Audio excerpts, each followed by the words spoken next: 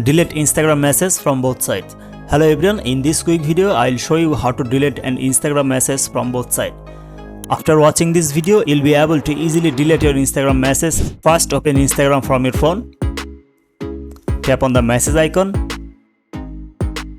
Now tap on the contact from which you would like to delete the message. Here is a message saying hi. I will delete this message from both sides. Tap and hold the message that we will delete. Now tap on unsend. A pop-up window will open informing you that this message will be removed for everyone. Tap on unsend. Now let's delete another message. How are you? Again tap and hold the message. The pop-up window will open again and tap on unsend. Now let's check if it really works for deleting on both sides. To do that, we have to switch to our other Instagram account. Let me do that. Tap on the message icon. Open the contact. And yes, here it is. There is no message. Thank you for watching this video. If you found this video helpful, don't forget to subscribe to the channel and hit the like button.